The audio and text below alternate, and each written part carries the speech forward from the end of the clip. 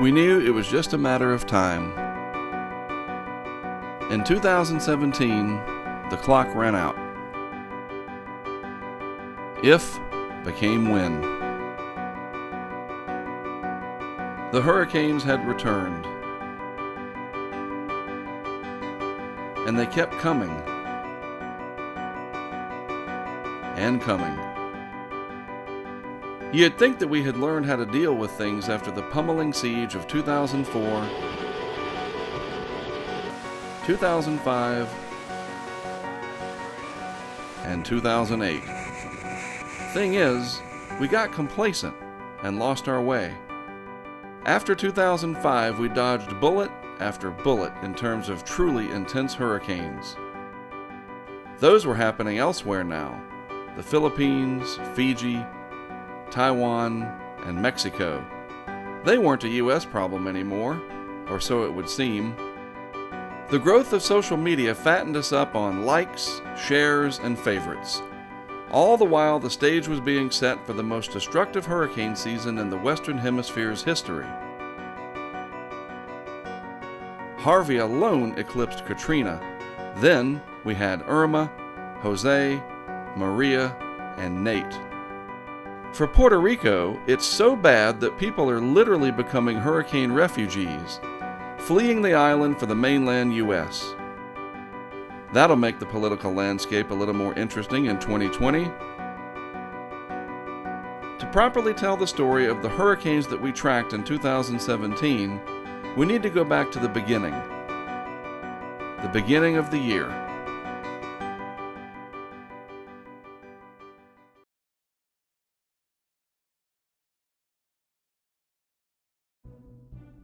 2017 began with a winter storm. It wasn't one for the record books or anything, but it did give me a chance to get out and continue to make use of the unmanned cameras.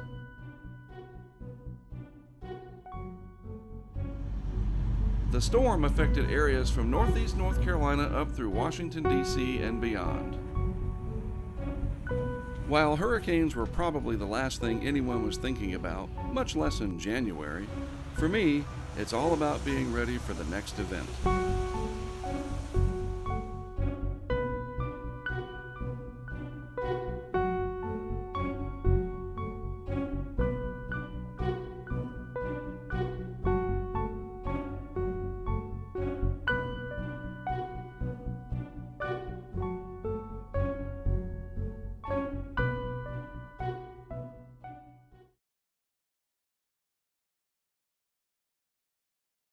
By February, there was a lot of chatter about the potential of what we call a warm ENSO event, or El Nino, developing in the tropical Pacific.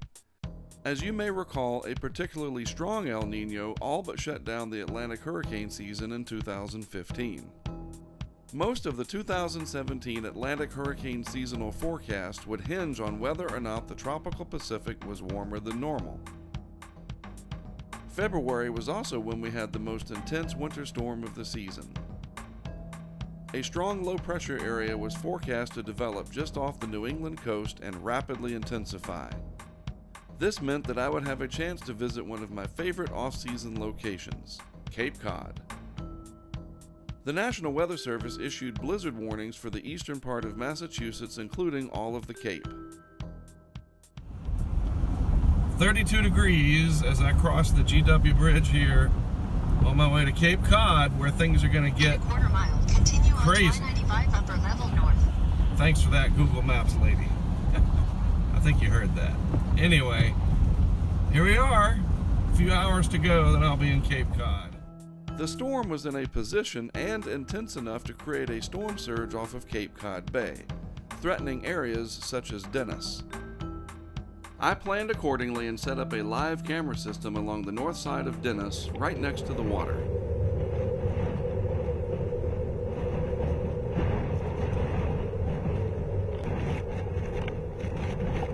As the storm intensified, it ramped up the wind to between 60 and 70 miles per hour, enough to begin building a normally placid Cape Cod Bay into something that resembled the Atlantic during a tropical storm.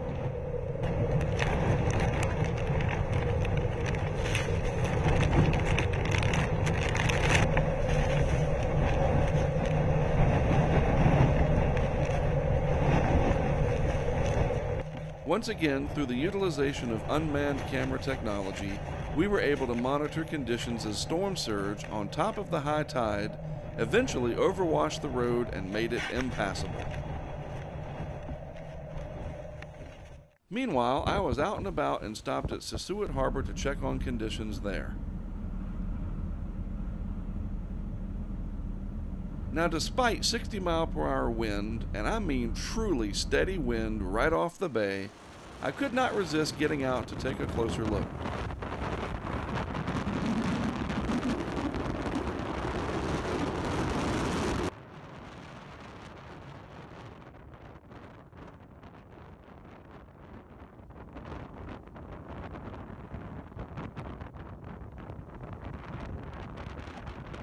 I made my way back over to Dennis, where the unmanned camera streamed live to the Weather Channel and our online audience.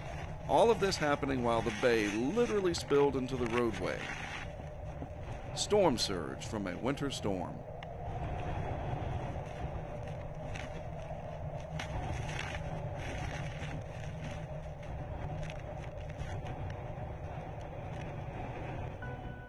The powerful low-pressure area moved out into the Atlantic, and I made my way back home. This was the 6th major winter storm that I had covered since 2014. It wouldn't be the last. It wasn't until mid-March before the next big winter storm took shape, and this one had the potential of being a beast. The dynamics that were coming together indicated the possibility of significant storm surge for the New Jersey coast, with crippling blizzard conditions all along the I-95 corridor from DC to Boston. Obviously, I wasn't going to miss this. After setting up several live cams along the New Jersey coast plus a weather station in Brigantine, I made my way to Staten Island to ride out the storm. The National Weather Service was forecasting an epic blizzard for the region, and it looked as though I'd be right in the thick of it. As is sometimes the case with hurricane forecasts, the winter storm took a different track that brought it closer to the coast. This resulted in much less snow for the coastal plain of New Jersey, as well as New York City and most of Long Island. In fact, the heaviest snow ended up falling much farther inland, leaving the Staten Island area with more sleet than anything else.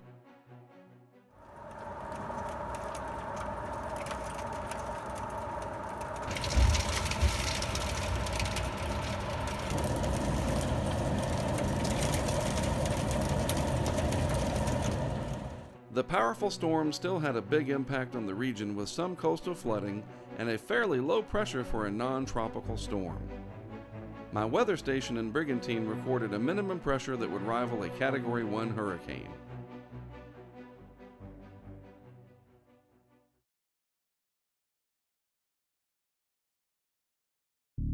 As April began, the talk of El Nino developing in the tropical Pacific continued. Some were quite certain that it was coming, others were not.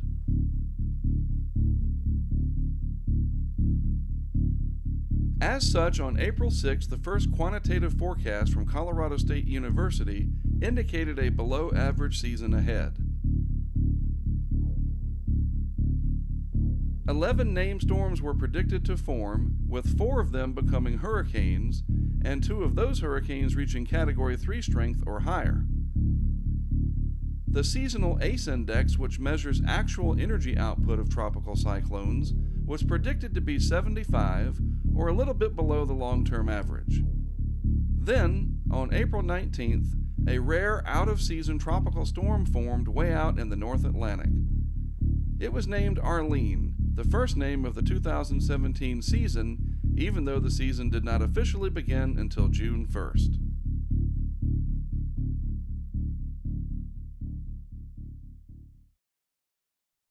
By early May, it seemed as if there were equal chances of either neutral conditions or El Nino by the peak of the hurricane season. As the month progressed, mixed signals remained from the major global models. Without a clear-cut signal as to the state of the equatorial Pacific, it was difficult to pin down just how busy the Atlantic Basin might be.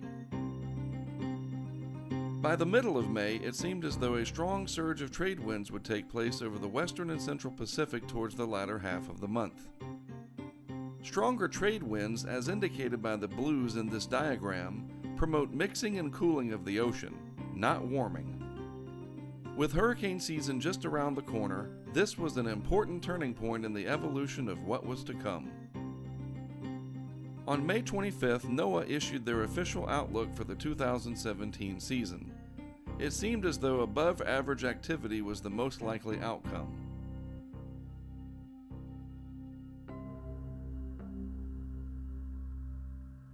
It is now June and the hurricane season has begun. Right on the heels of NOAA's hurricane outlook came an updated forecast from Dr. Phil Klotzbach and his team from Colorado State University. The evidence was pointing towards a busier season with the lack of El Nino and a warmer tropical Atlantic being cited as reasons behind the increase in forecast activity. Interestingly enough, the UK Met Office in England was forecasting quite a busy season with as many as 10 hurricanes forming. As we now know, that is exactly what happened.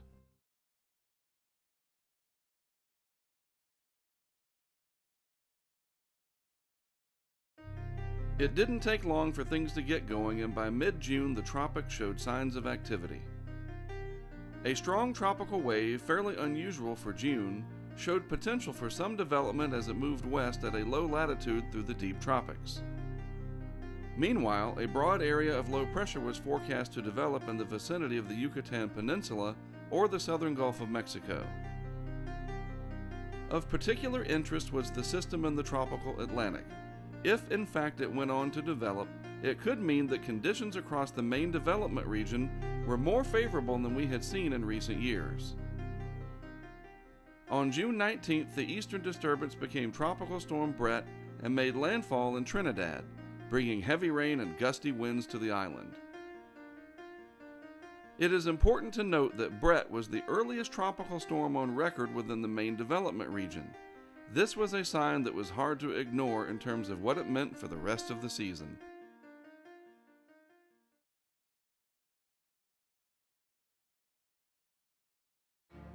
On June 20th, the National Hurricane Center began issuing advisories on Tropical Storm Cindy, located in the central Gulf of Mexico.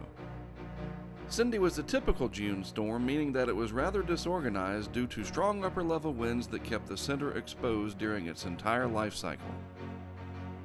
However, its sprawling feeder bands meant that copious amounts of moisture were being fed into portions of the central Gulf Coast, resulting in a lot of rainfall. Despite the lack of a well-organized core or strong winds, Cindy would be the first tropical cyclone field mission of the 2017 season, and in a very familiar location, the Mississippi Gulf Coast. I set up a remote cam in Gulfport along the drive at the small craft harbor. While it wasn't much to be concerned with, once again we had live video originating from one of our unmanned camera systems. As I say time and again, we take every opportunity to test, even during so-called weak tropical storms. While the center made landfall in southwest Louisiana, the fetch of moisture extended all the way into the Caribbean Sea. The result was heavy rainfall that resulted in flooding hundreds of miles from where Cindy came ashore.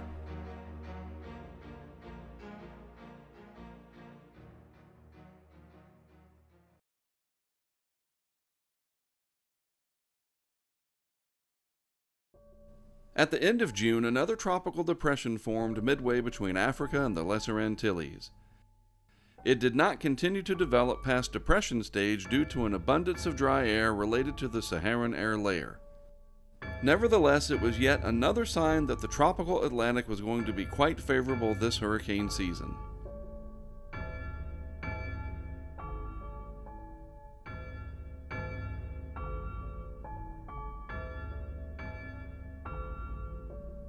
As we entered the month of July, the string of robust tropical waves continued, and on July 17th, the next tropical storm, Don, formed. Winds peaked around 50 miles per hour, but Don was short-lived due to a less than favorable overall environment. Still, It was yet another tropical cyclone to develop within the main development region, and it was not even August yet.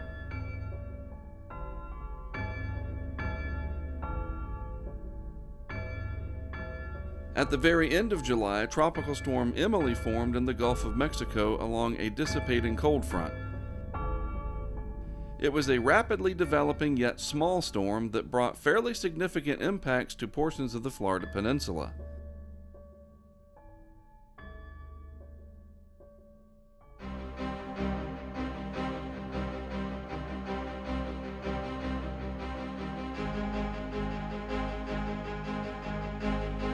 Once we entered the first part of August, the tropics remained very active.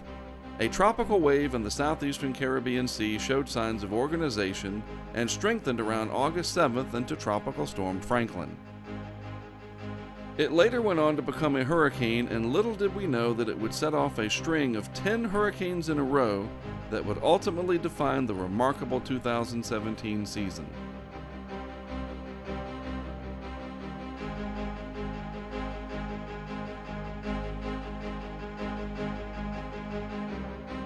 The next hurricane to form was Gert on August the 15th. It became a Category 2 hurricane at the fairly unusual high latitude of 40 degrees north, while situated over the very warm Gulf Stream waters. Unfortunately, strong rip currents produced by the hurricane killed 2 people, one along the North Carolina Outer Banks and the other one in Nantucket, Massachusetts.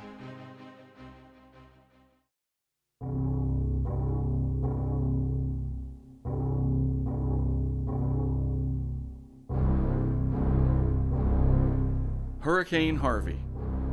It is a story that has 2 distinct parts. The initial landfall along the Texas coast late in the evening of August 25th, and the catastrophic flood for southeast Texas in the days after. Its name is sure to be retired from the Atlantic list of names, but it will never be forgotten. For all of the legendary damage that Harvey caused, it almost never happened at all. And yet, it did happen, and it is something that I will remember always. We begin the story on August 13th with a tropical wave and a broad trough of low pressure situated out over the tropical Atlantic. The system coalesced and became Tropical Storm Harvey just east of the Windward Islands on August 17th. The initial forecast indicated that Harvey would battle hostile conditions as it traveled through the Caribbean Sea towards Central America. It was actually doubtful that Harvey would survive the full 5 days. Those doubts were realized, and the National Hurricane Center deemed Harvey a tropical wave on Saturday, August 19th. By the next day, it looked like there was some potential for the remnants of Harvey to make a comeback, as conditions in the western Caribbean and the southwest Gulf of Mexico seemed more favorable. It was getting towards peak time of the hurricane season, and there was a lot going on, to say the least. This is where the story changes, at least temporarily. Something amazing was going to happen, and millions of people were eager with anticipation for this event. It was almost as if Harvey gave us a brief respite to enjoy the total solar eclipse. Here you go. Try to see it.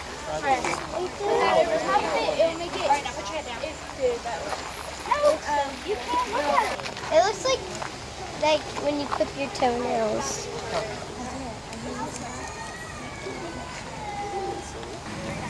Dad, it is completely gone. It's getting ready to. How much longer? Like 2 minutes and some change.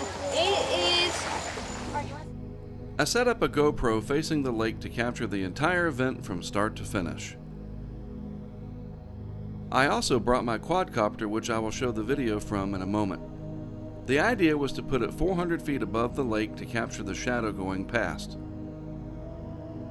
You see, as a weather geek, something like a total solar eclipse is right up my alley. However, Harvey was on my mind. I had a feeling that it would make a dramatic comeback once over the southwest Gulf. But for this brief moment, I was able to enjoy a spectacle unlike anything I have ever witnessed before. It was truly a moving experience. I'm gonna get to take pictures of two sunsets. Oh.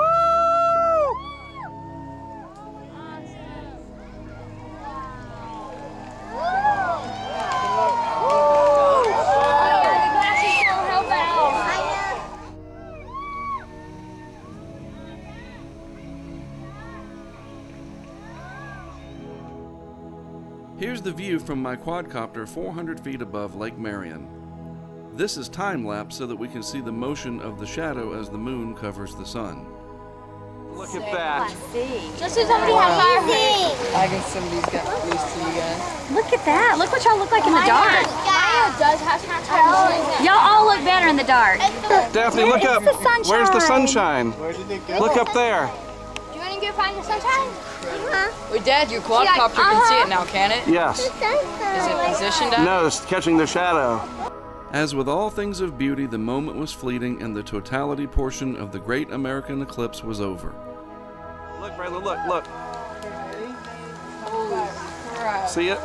That is so cool. Oh my god. It's all coming back. Throughout the day, I had been monitoring what was going on with the remnants of Harvey. Literally within minutes after totality was over, I scrambled to pack up my gear and my kids to head back home to Wilmington.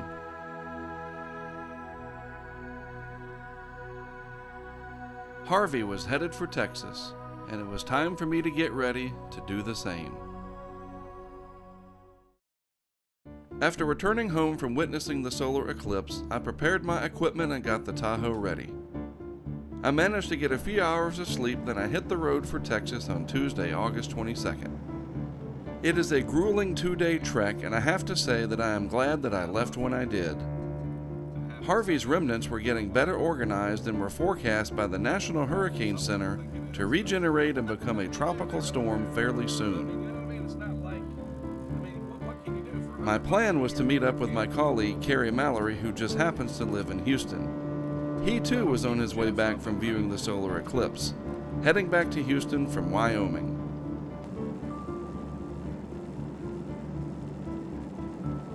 By Wednesday the 23rd, Harvey was back to tropical depression status. The forecast called for Harvey to reach 70 miles per hour before landfall. Obviously, this was way off the mark. I pressed on, sometimes even displaying my sense of humor. That's like, what is that? It's not a selfie, it's a mirror-y. It's a mirror selfie. As the day came to an end, Harvey strengthened further and was a tropical storm again. Top winds were only 40 miles per hour, and the official forecast now called for it to become a Category 1 hurricane prior to landfall. I was finally in Texas and had a lot to do in a short amount of time. Leaving on Tuesday like I did was the smartest move of the season. I settled in at my hotel and immediately got to work poring over the latest data coming in concerning Harvey. Carrie was back in Houston from Wyoming, and our good friend Todd Pillay was with him. The three of us would work the Harvey mission together. We got some much-needed rest before heading south the next day. Good afternoon to you, Mark Sudduth, HurricaneTrack.com. It's about 2:15 p.m. Eastern Time. I am in Texas awaiting Hurricane Harvey, and it's rapidly intensifying in the Gulf. Definitely has everybody's attention. During the overnight hours of Wednesday into the day Thursday, Harvey underwent dramatic changes and was now a hurricane. In fact, for the first time in almost 12 years, it looked like a major hurricane, Category 3 or higher, would indeed make landfall in the United States. The team and I made our way out of Houston and down the coast to Corpus Christi. This was going to be a very challenging field mission. Harvey was intensifying quickly, and this portion of the Texas coast is difficult to work in terms of setting up equipment. Our base camp was the Hampton Inn in Alice, just a little bit west of Corpus Christi.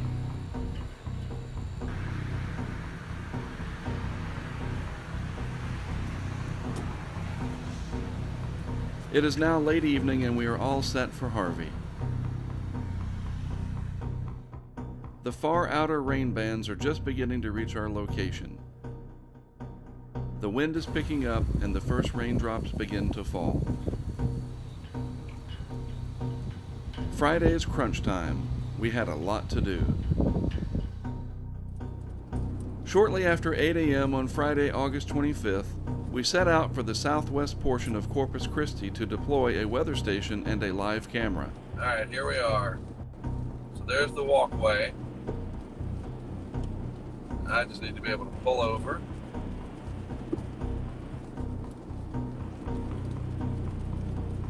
This is it.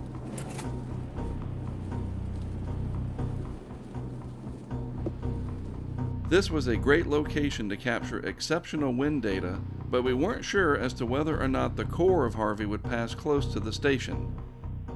At least we had it up and running. So far, so good.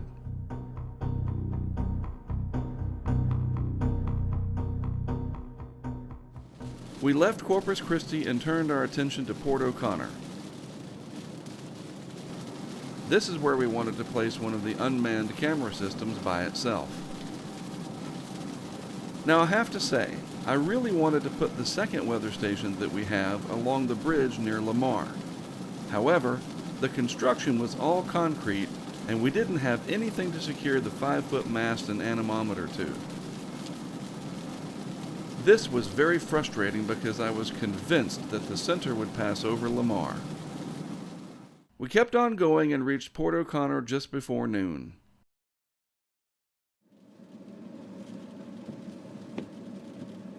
Todd assisted me to set up the camera and get everything running.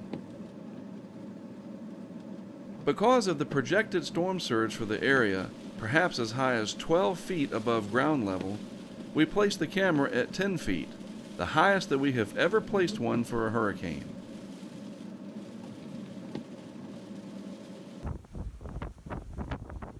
Harvey was now a solid Category 3 hurricane and the potential for a very destructive surge was there.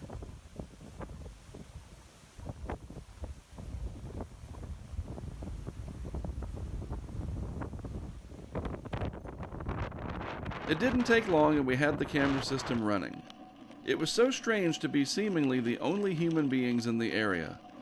We saw a couple of people, but otherwise Port O'Connor was deserted.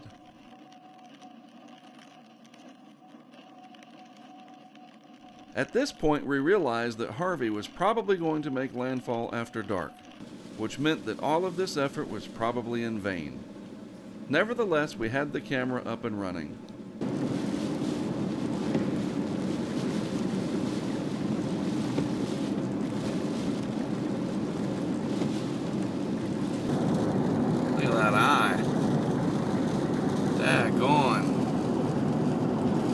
Radar scope. Yikes. Wow. Wow was right. Harvey continued to become better organized and eventually it reached Category 4 intensity. This was extremely unnerving to say the least. You don't mess with an intense hurricane such as Harvey, and especially in this part of Texas when you know it's going to hit at night. At least when we had daylight, the two camera systems plus the weather station gave us a presence as the hurricane closed in.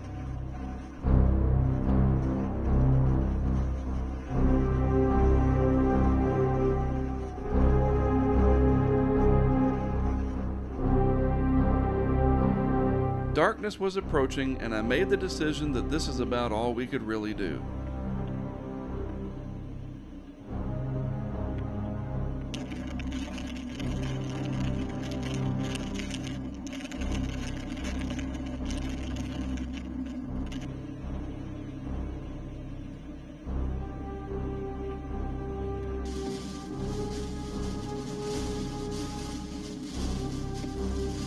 The violent core of Hurricane Harvey was crossing the coast south and east of Rockport.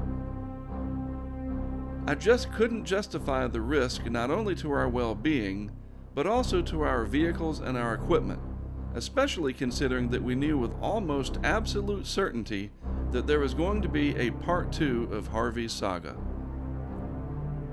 And besides, there were plenty of hurricane chasers and reporters holed up in the Rockport area to get the story out. Alright, so welcome to the Tahoe Cam feed. We did head out just after dark for a few spot wind measurements between Corpus Christi and Sinton. 77. Hey, Mark Suttoth, HurricaneTrack.com here. I want to show you the wind speeds here. There you go. This is live off the anemometer on the roof of the Tahoe. I am stationary on the side of 77, just a few miles out of Corpus Christi and Robstown. You see the peak gust there at 54 miles per hour. We positioned ourselves due west of Rockport with the western eye wall of Harvey less than 15 miles to our east. This was close enough. While I realize that it does not make for dramatic video, our choice to avoid the core was a wise one.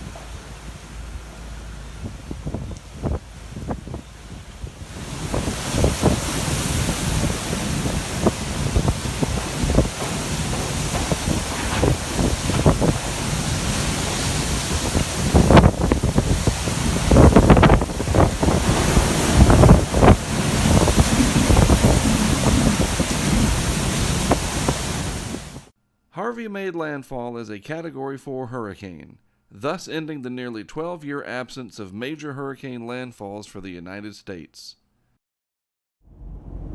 The next day, Saturday, August 26th, we had a lot of work to do collecting the equipment that we had set out.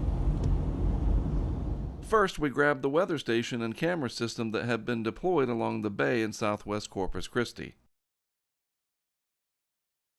Here is a look at the data collected by the anemometer and the pressure sensor. The core of Harvey passed more than 20 miles from the site. As such, the highest gust that we recorded was just under 80 miles per hour. Our next objective was to get to Port O'Connor to retrieve the camera system. We had no idea of the conditions there. The camera went offline during the overnight hours due to a local network outage. Alright, we're heading into Rockport now. On our way to Port O'Connor, we decided to see if we could get into Rockport. We had heard about how bad the conditions were there. Going down into Rockport, I'm just going to let this run and upload the raw video as soon as I get back to where we have connectivity. Major wind damage through here, as you can see.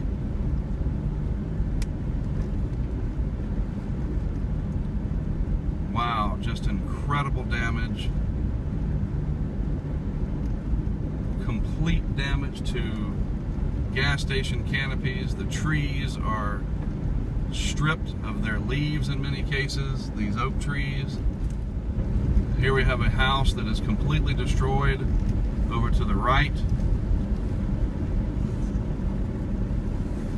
Wow.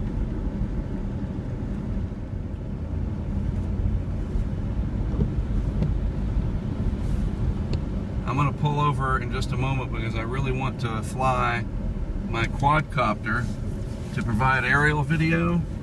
That could be very helpful. We pulled over into an open parking lot and I put the Phantom 3 quadcopter into the air. It was very tricky due to strong winds still present in the area. The view from 120 feet up revealed extensive damage throughout Rockport. What we didn't see was any evidence of major storm surge damage, which was great news. I expected to see a lot more roof damage, especially considering that Harvey was reported to have been a Category 4 hurricane. Once again, the random nature of the damage indicated how difficult it is to tell people precisely what to expect, even when hit directly by the core of an intense hurricane.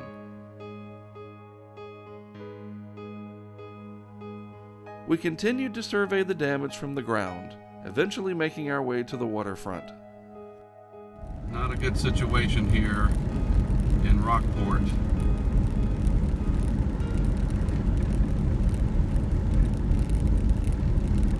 Turning towards downtown, the waterfront.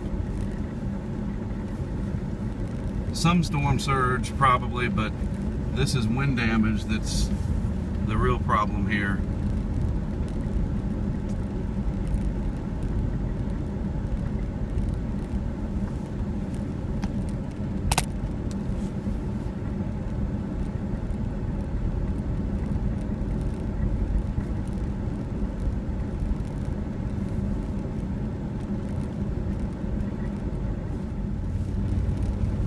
So that's the scene from Rockport. Mark Suttoth, HurricaneTrack.com. Thank you for watching. We left Rockport and continued making our way slowly to Port O'Connor. There was a considerable amount of debris in the road as we passed through the populated areas along Highway 35.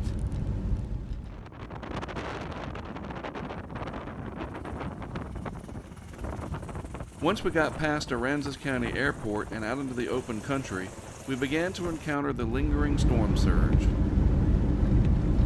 And ladies and gentlemen, there's your storm surge. My goodness. Then we began to run across livestock that had been run down by the relentless rain, wind, and surge from Harvey.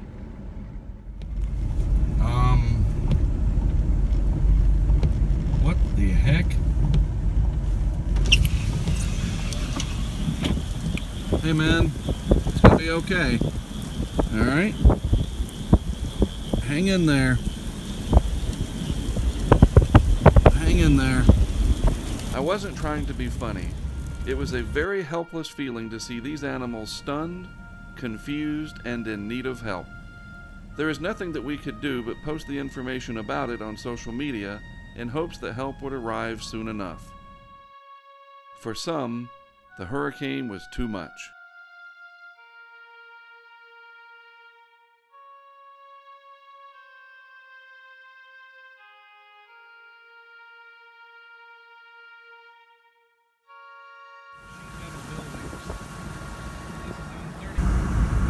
Significant surge earlier. Power poles broken and snapped across the road.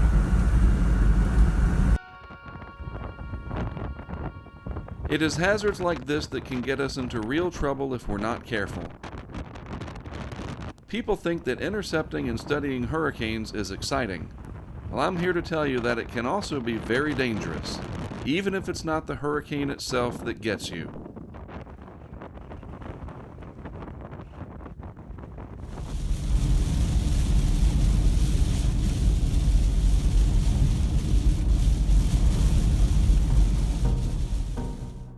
We kept on, eventually making it past Tivoli.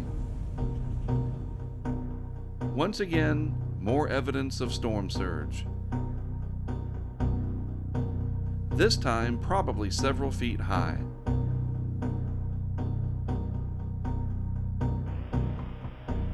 And once again, more livestock.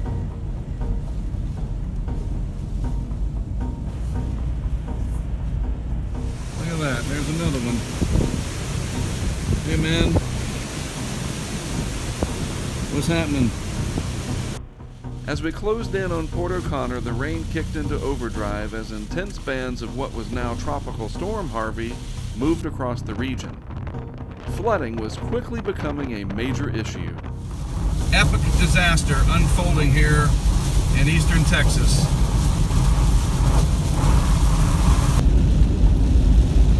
Headed to Port O'Connor, where I hear everything is fine. We're just going to go pick up our camera that we set out for the hurricane. But from the volunteer fireman that we talked to, he said everything looked like it was pretty much untouched. No storm surge damage to speak of. We finally made it to Port O'Connor and were relieved and surprised to see very little evidence of storm surge from Matagorda Bay.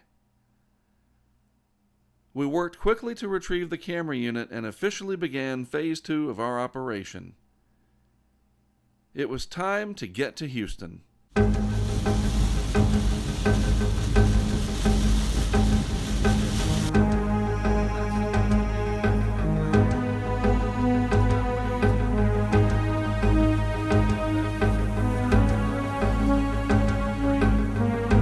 Harvey was now well inland over southeast Texas and had become a rain machine. Bands of extremely heavy rain were moving from southwest to northeast as the circulation of Harvey moved very slowly. This resulted in rain rates of several inches per hour within the heaviest of the bands. To make matters worse, severe weather was an issue, with frequent lightning and the threat of tornadoes. We made it back to Houston, where torrential rain was already taking a toll on the city of over 4 million people. Band after band of excessive rain rotated around Harvey's circulation. There would be brief breaks, followed by another round of 2 to 3 inches of rainfall. The National Weather Service and the National Hurricane Center were forecasting upwards of 25 inches of additional rain, with totals exceeding over 40 inches. Unfortunately, this prediction was too low. During one of the breaks in the rain, I got to work and made my way out towards Bray's Bayou in the Meyerland area. Things were already getting out of control. Wow! What is that? Holy mackerel! Whoa! That's not good, whatever that is. I wanted to place a camera along Bray's Bayou at Rice Avenue, a location that we've used before for testing during the 2016 tax day flood. The rain had quit temporarily, but the water was rising rapidly. Bray's Wood was cut off at Post Oak Road, so I put the camera there.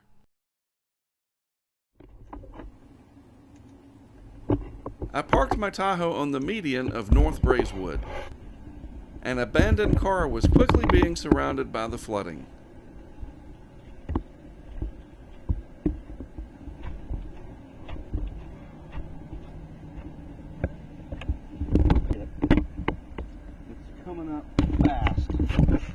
The next nasty band of storms and torrential rain was approaching. Lightning flashing in the distance constantly reminded me that time was running out. Unbelievable.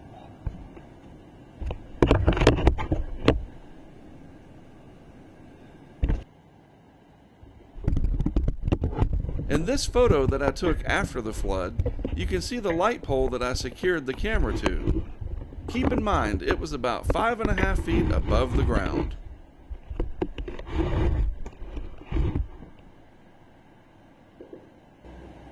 I got everything secured and the camera was all set. For the next 30 hours, it would silently watch as the worst flooding in Houston's history took shape. The next intense band was closing in. I had to get back to my hotel out on I-10 along Park Row.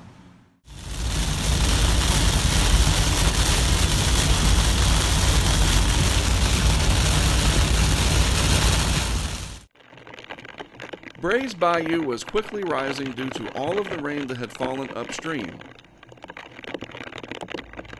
The Meyerland area was flooding, and it was happening during the middle of the night. Just a horrible, frightening situation. All night long, the rain pounded Houston and indeed much of southeast Texas. Water levels across the region's flood control network were rising, many already out of their banks and flooding nearby neighborhoods. Bray's Bayou was no exception. It too was nearing bank full at my camera location. The rain would let up for a bit, then return with a vengeance.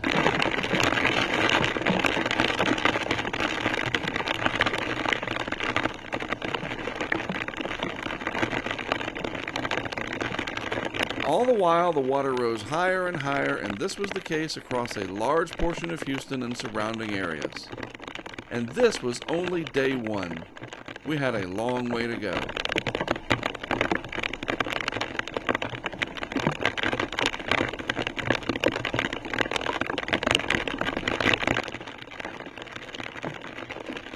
All night Saturday and into Sunday, band after band of stunning rainfall rates moved across the region, a result of Harvey's painfully slow movement.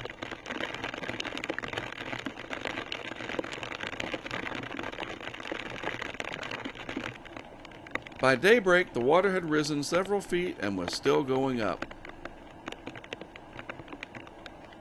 A true flood catastrophe was unfolding in Houston, a city used to having to deal with water, just not on this scale or duration. All across the city, roads were closed due to literally being underwater. The event all but paralyzed the nation's fourth largest city, and it was just getting started. Even the National Weather Service used words like unprecedented. And indeed it was. Allison in 2001 was bad. This was on a whole new level, and the rain, it just kept coming.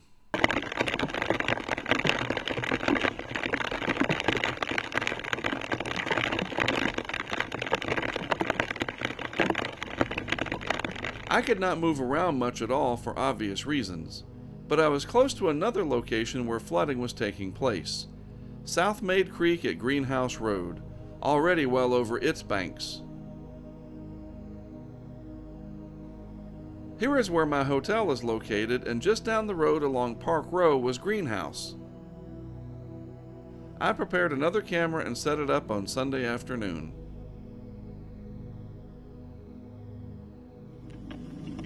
I literally strapped it to a tree along the median of Greenhouse Road.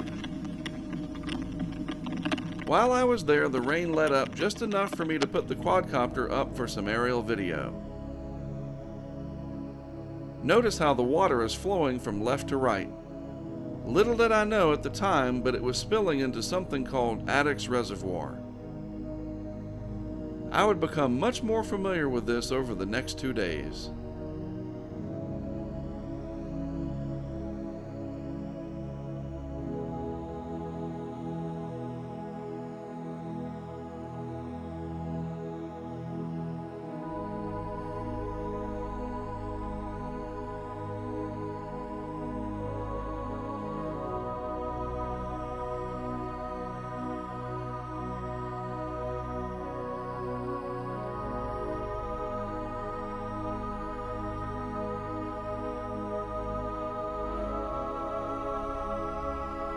Not everyone in Houston was flooded, but for those that were, it was devastating.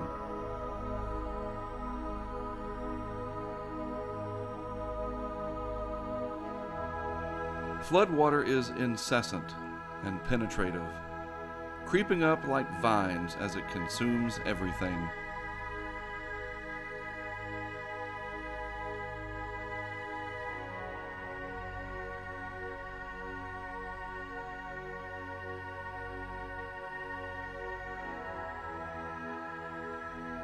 This scene was repeated across a vast portion of southeast Texas.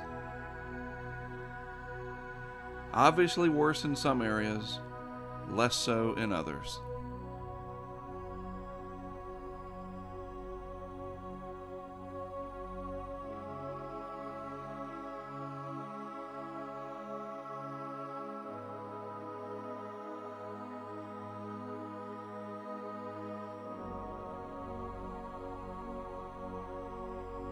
Houston was virtually cut off, flooded by and surrounded by water. And the rain, it just kept on and on and on. I had never experienced anything like this in my career. It was overwhelming. 50 inches or more, truly an historic event. This remarkable before and after demonstrates the extreme circumstances unfolding before us.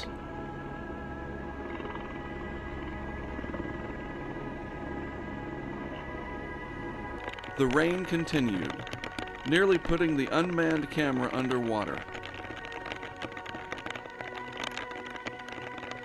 Bray's Bayou had spilled out and risen almost 5.5 feet above the sidewalk, touching the bottom of the camera box itself. As Sunday progressed, more and more boat traffic could be seen motoring along the surface of the water, which was now several feet over Post Oak Road. It was surreal, yet it was happening in front of us, and there was nothing anyone could do but try to survive and be safe. By Monday, the core of the heaviest rain had shifted to the Beaumont and Port Arthur areas, which would end up with a stunning 5 feet plus of rainfall. For the Houston area, the deluge continued, which led to massive problems with 2 giant reservoirs, Addicks and Barker. The reservoirs, or flood pools as they are also known, were developed by the Army Corps of Engineers to protect Houston, the downtown area, from catastrophic flooding. Here we see Addicks Reservoir, which was filling up with water at a steady pace. In fact, press releases were sent out indicating that the water was rising faster than it could be emptied. Highway 6 was now completely submerged. Neighborhoods were beginning to fill up with water. I set up another camera system to monitor the rise of the reservoir.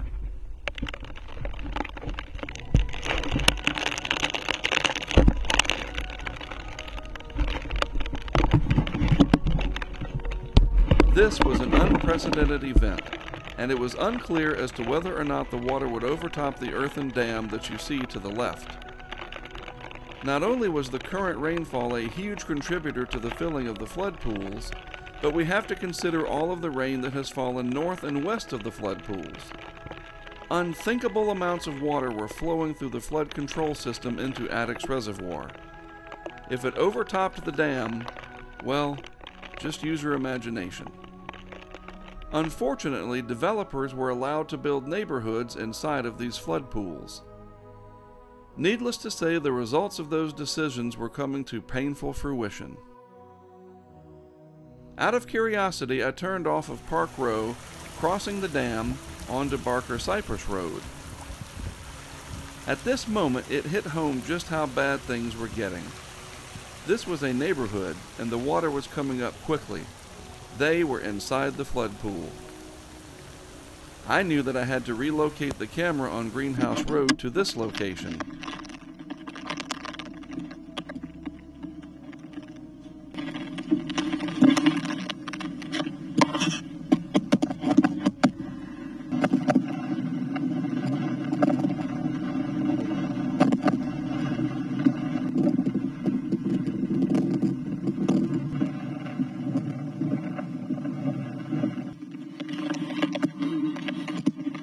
Here we go.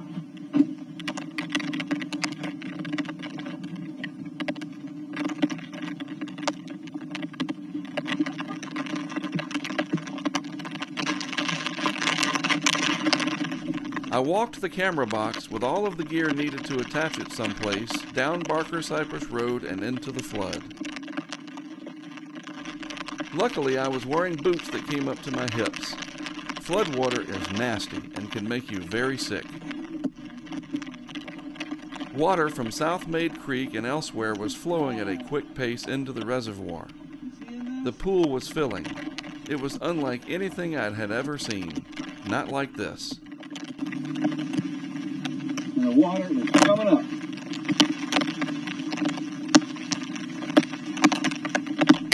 I attached a bracket that would support the weight of the camera and quickly got to work to get it set up.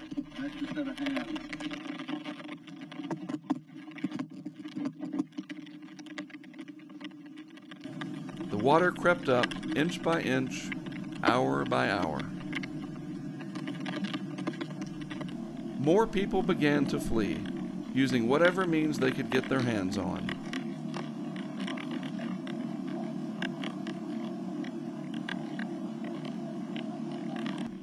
Harvey was still a tropical storm and it was windy, which made things even more difficult. Night fell as people continued to evacuate the neighborhoods that were inside of the flood pool known as Addicks Reservoir.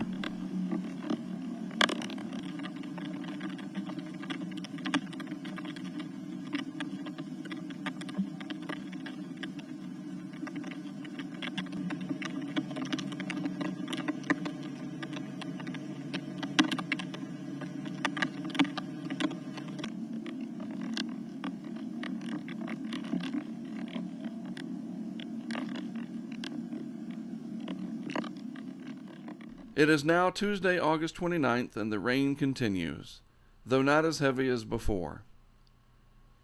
Yet, the flood pool is slowly filling. While it is doing its job protecting downtown Houston, it is still not known for sure if it will overtop the dam and create an epic human catastrophe. At this point, it was still rising faster than it was being emptied. For those who were still inside the flood pool, things were going from bad to worse. It was a desperate situation. But this is also when Houston pulled together to help each other. Despite the flood, it was an incredible sight.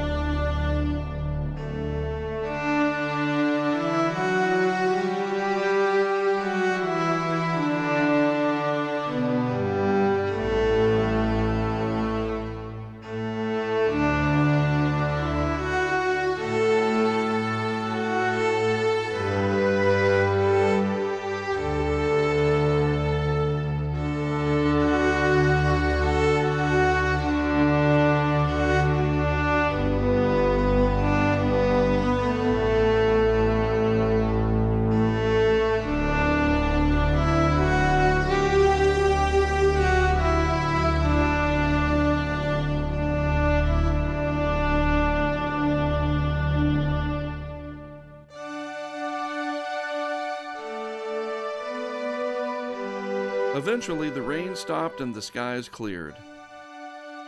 Houston was changed forever, but profoundly stronger. The flood continued for days and days, and Harvey went on to set the record for the most rain ever recorded in the United States. At least 95 people died as a result of the hurricane and the flood. Countless others lost their homes, businesses, and maybe even their hope. Flooding is tough. Recovery will take a generation or more. On Wednesday, August 30th, I left Houston and began my way back home to North Carolina. Of course, I had to drive through Harvey's remnants in Louisiana. Here, too, major flooding was occurring. It was a little bit of a challenge, but I managed to leave Harvey behind.